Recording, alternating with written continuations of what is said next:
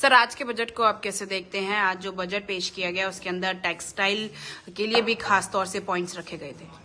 देखिए, मैं सर्वप्रथम आपका 1 मिनट समय लूंगा। ये जर्नी देखें नरेंद्र मोदी जी का। जितना डायरेक्ट बजट में राशि होता उससे कई गुना अधिक इनडायरेक्ट बजट होता। 16 लाख करोड़ के डायरेक्ट बजट से शुरू हुआ, आज 53 लाख करोड़ से आगे कर गया। ये बताता है कि मोदी जी का इंफ्रास्ट्रक्चर 1 लाख करोड़ होता था, आज 12 लाख करोड़ का हो रहा है। अब मैं तीसरी बात कहता हूं, मैं अपने विभाग पे आना चाहता हूं क्योंकि बजट तो होलिस्टिक है।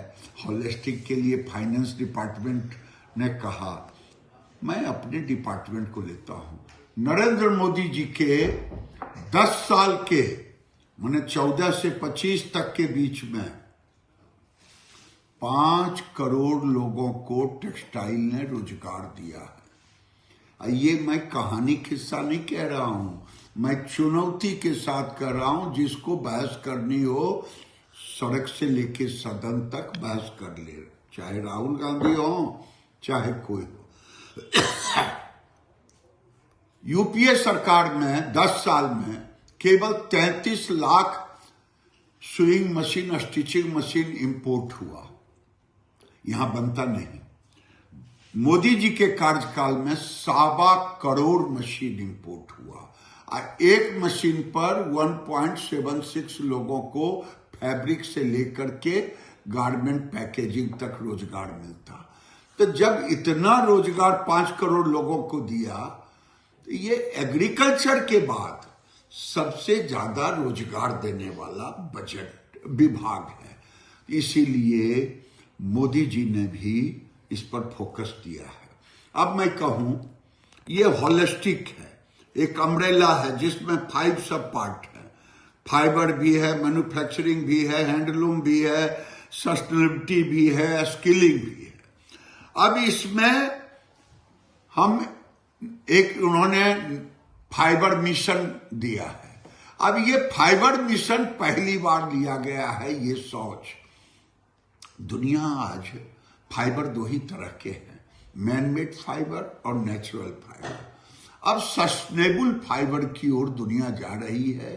दुनिया प्रकृति के साथ भी रहना चाहती है और उसी में मोदी जी ने न्यू एज फाइबर लिया है और हम 1 करोड़ किसान मजदूरों को, गांव से जुड़े हुए लोगों को न्यू एज फाइबर में रोजगार देंगे, ये 2030 तक। और ये मैं कोई इसमें देखिए मिल्क बीड भी होगा जिसे अकान मदार कहते, जिसमें बैम्बू बांस के नेचुरल मैकेनिकल फाइबर होगा, जिसमें रैमी फाइबर होगा, जिसमें लीलन फाइबर होगा, जिसमें बनाना फाइबर होगा, जिसमें पाइनएप्पल फाइबर होगा। ये सारे फाइबर आएंगे हमारे न्यू एज फाइबर में आएंगे, फाइबर मिशन के तहत आएंगे।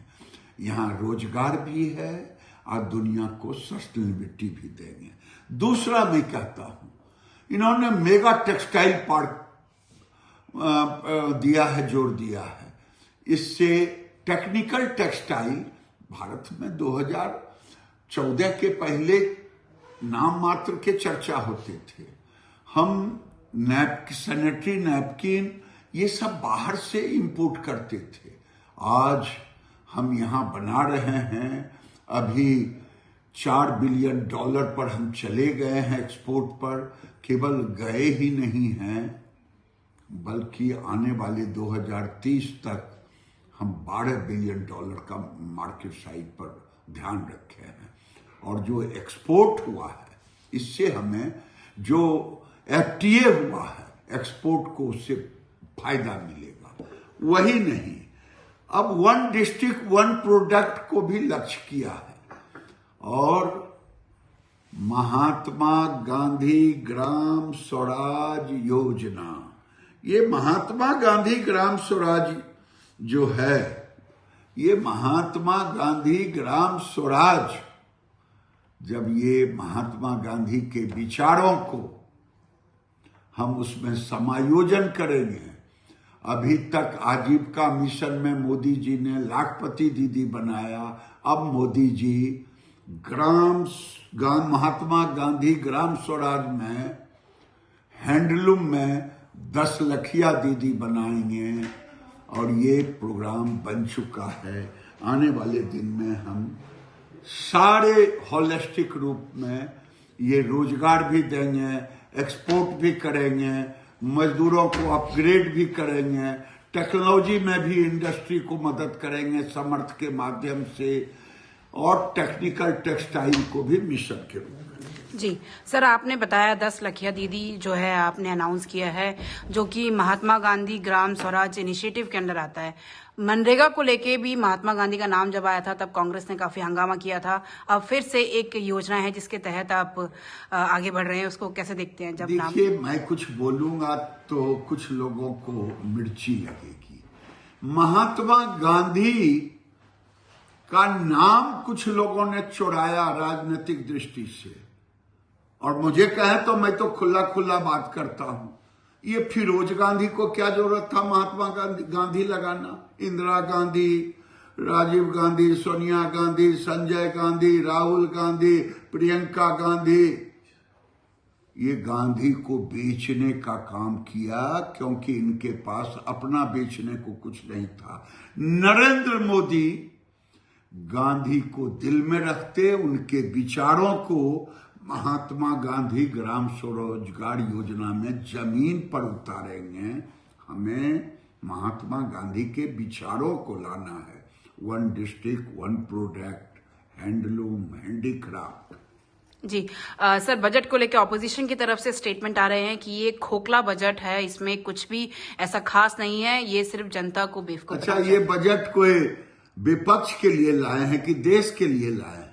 देश की जनता को नरेंद्र मोदी पर भरोसा है और नरेंद्र मोदी देश के लिए जीते।